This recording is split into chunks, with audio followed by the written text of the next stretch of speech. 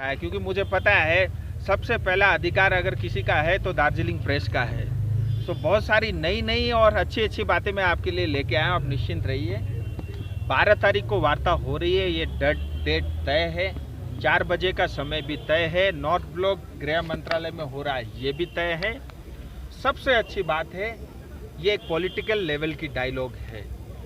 इसमें bureaucrat level की dialogue नहीं है जिसके अंदर में लंबा खींचना, समाधान नहीं निकलना या बहुत ज़रूरत से ज़्यादा समय लगना, ये ब्यूरोक्रेट लेवल के डायलॉग में हो सकता है।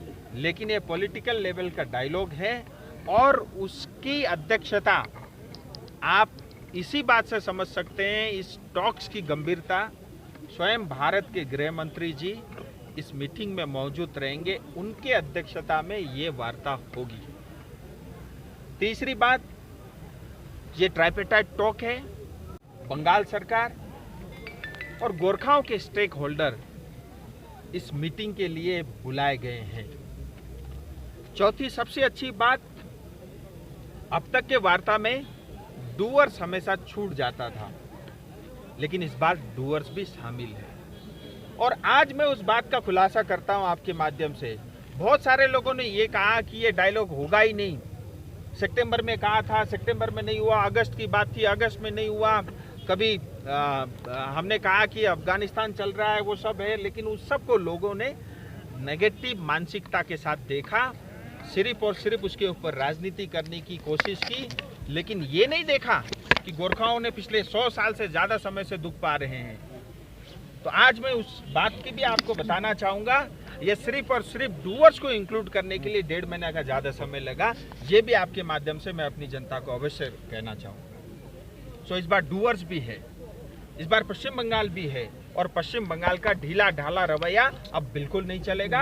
गृह मंत्रालय ने मन बना लिया है और गृह मंत्री जी इसीलिए इस मीटिंग में गंभीरता से वो स्वयं अध्यक्षता कर रहे हैं। अब जो है ममता दीदी या बंगाल सरकार का ढीला ढाला रवैया भी नहीं चलेगा, समाधान होगा और होके ही रहेगा, ये भी तय है। इसके साथ साथ मैं आपको और भी बात बताना चाहूँगा। इस वार्ता के लिए पश्चिम बंगाल के चीफ सेक्रेटरी से लेकर के इतना ही नहीं, हमारे 2 मुद्दे हैं, एक स्थायी राजनीतिक समाधान, दूसरा 11 जनजाति का विषय।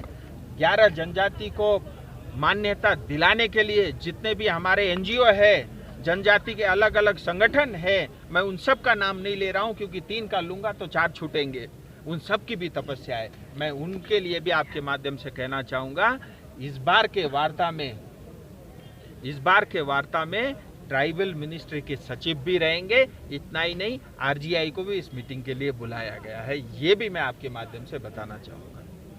सो बड़ा गंभीर विषय को लेकर के चर्चा होनी है।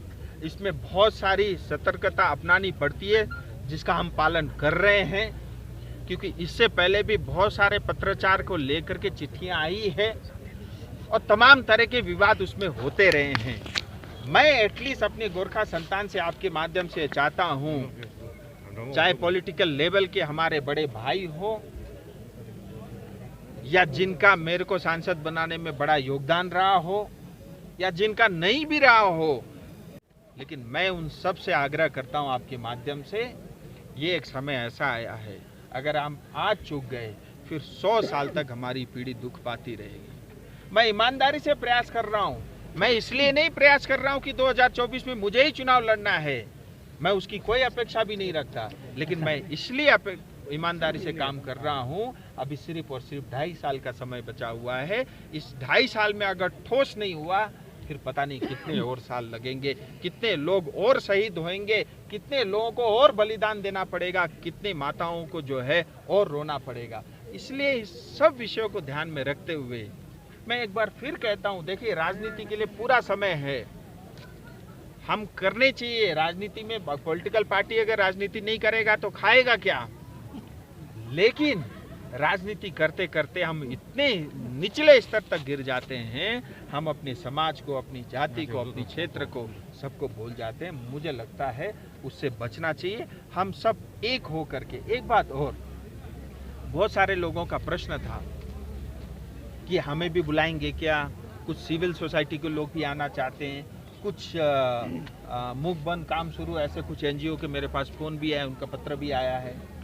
सो उन सबसे भी मैं ये कहना चाहता हूँ, देखिए ये सिर्फ जो है मेरे लिए मीटिंग नहीं है, राजू बिष्टर को कुछ बनना है या कुछ पाना है, इसके लिए ये टॉक्स नहीं है, ये आपके लिए है। मेरे से ज़्यादा अधिकार दार्जिलिंग की जनता का है, इस चीज़ को मैं समझता हूँ, लेकिन मेरी भी कुछ मजबूरियाँ हैं, क्योंकि ये टॉक्स गृह मंत्रालय की तरफ से तय हुआ है और गृह मंत्रालय से सबको पत्र जा रहे हैं। लेकिन आपके जो सुझाव हैं, आपने जो पत्र दिए हैं, मैं ये भी जरूर कहना चाहूँगा, आपके सारे सुझाव, आपने जो कुछ भी निवेदन किया वो मैं गृह मंत्री जी से स्वयं बात करूंगा और मैं प्रयास करूंगा कि आने वाले वार्ता के अंदर में आप सबको भी बारी बारी करके ज़्यादा से ज़्यादा लोगों को सुनने का मंत्रालय को भी अवसर मिले, क्योंकि मुझे लगता नहीं कि पहले एक मीटिंग में सब कुछ हो जाएगा, क्योंकि इस तरह की वार्ताएं पहले भी होती रही है और तमाम वार्ताओं में समय जरूर लगता है।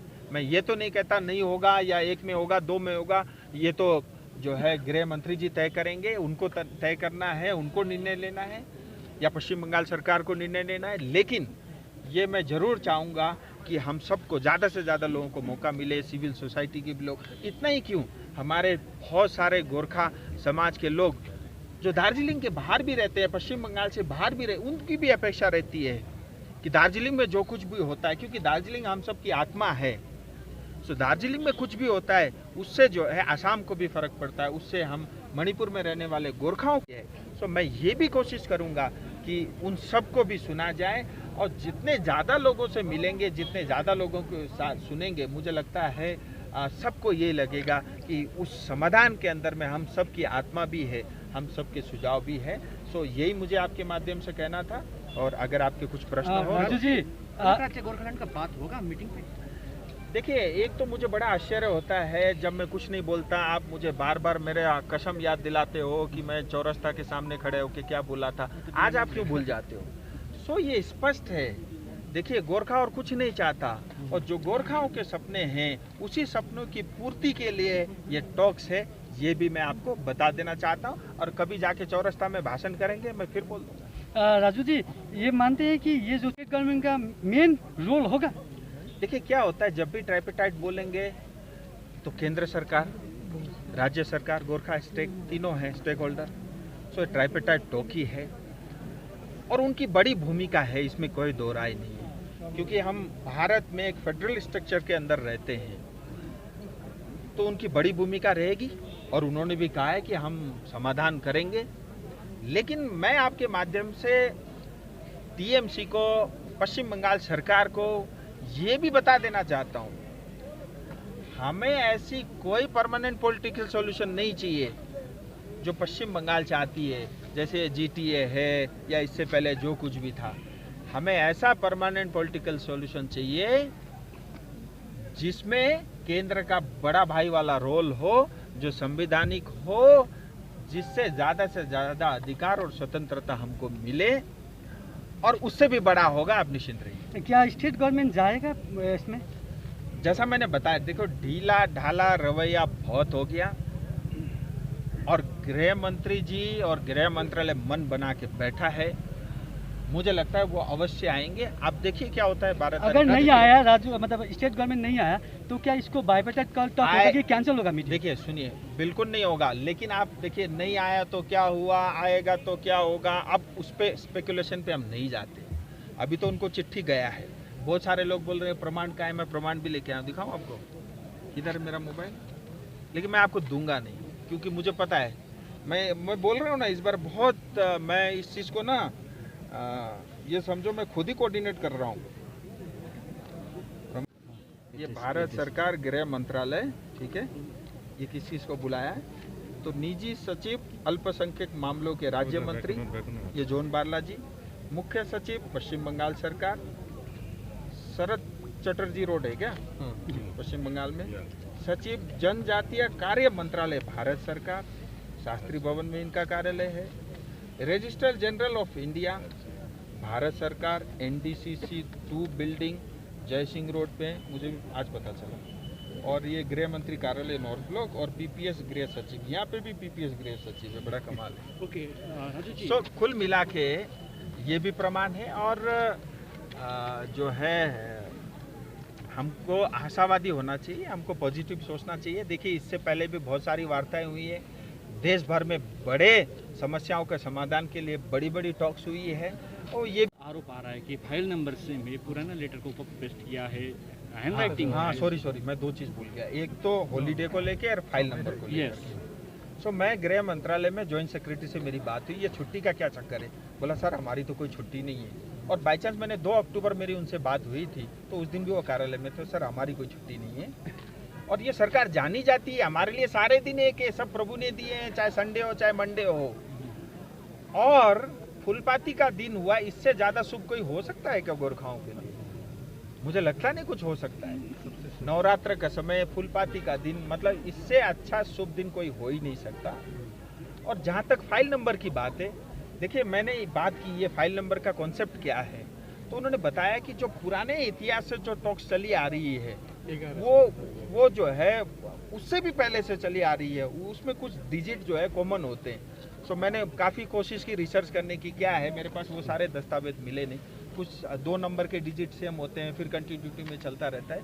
क्योंकि दार्जिलिंग किसी को समझना है तो पहले उसको ये समझना पड़ेगा आज क्या व्यवस्था है, ये भैया ये नहीं चाहिए हटाओ इसको, फिर डायलॉग शुरू होगा। सो इसके लिए मुझे लगता है फाइल नंबर है। लेकिन अगर आपके माध्यम से ये भी कहना चाहता हूँ, अगली बार फाइल नंबर हटा देना है हटा देंगे। अगली बार अगर आप ये कहेंगे संडे को नहीं रखना, मंडे को रखना, आपसे पूछ के मंडे रख लेंगे। सो पूरा फ्लेक्सिबिलिटी है, कोई दिक्कत ही नहीं है। क्योंकि भारत सरकार भी हमारी है, हम भी भारत के नागरिक हैं, गोरखा हम सब भी भारत के ही हैं, तो समझ। और कुछ कालिम्पोंग एमएलए को लेटर नहीं मिला, वो भी स्टेक होल्डर ही है, पब्लिक रिप्रेजेंटेटिव। ये भी अच्छा प्रश्न है, उनको क्यों नहीं बुलाया? पहली बात तो ये गृह मंत्री जी को तय करना है किसको बुलाना है किसको नहीं बुलाना। दूसरी बात, देखिए मैं किसी का नाम नहीं लूँगा, मेरे कुछ आदरणीय बड़े भाई भी हैं जो आज हमारे साथ नहीं है, उनका भी बहुत प्रयास रहा यहाँ तक पहुँचने में, उनका भी योगदान है, मैं ये नहीं कहूँगा नहीं है। लेकिन उसके बावजूद भी देखिए, आज पश्चिम बंगाल सरकार को बुलाया है, मान लो घर में माँ को कोई मीटिंग में बुला ले तो सब बच्चों को तो बुलाना जरूरी नहीं है। और उन्होंने तो पहले ही तय कर लिया है कि जैसा हमारी माँ बताएंगी वैसे ही हमको करना है, तो बात तो खत्म हो गया। सो ममता दीदी को बुलाया है, पश्चिम बंगाल सरकार को बुलाया, और जो लोग उनके साथ है वो तो ऑटोमेटिकली है ही ना। अब उनके साथ पीछे पीछे वो भी आ सकते हैं, किसी ने मना तो किया नहीं है। सो मुझे लगता है कि भारत सरकार ने वही मैं नहीं बुलाया है, माता जी को बुलाया है, अब उनके साथ जो आना चाहिए ये उनको तय करना है। एमएलए को बुलाया है। सो मेरा ये कहना है, मैं उस विषय में फिर आता हूँ, देखिए जो लोग भारत के संविधान के अंतर्गत स्थायी राजनीतिक समाधान चाहते हैं उनको बुलाया है। जो लोग पश्चिम बंगाल के जैसे अभी जीटीए पश्चिम बंगाल असेंबली के अंदर पास होकर के जो व्यवस्था चाहते हैं उनको नहीं बुलाया है। मुझे लगता है ये ज़्यादा स्पष्ट रहेगा। बहुत बहुत धन्यवाद, थैंक यू।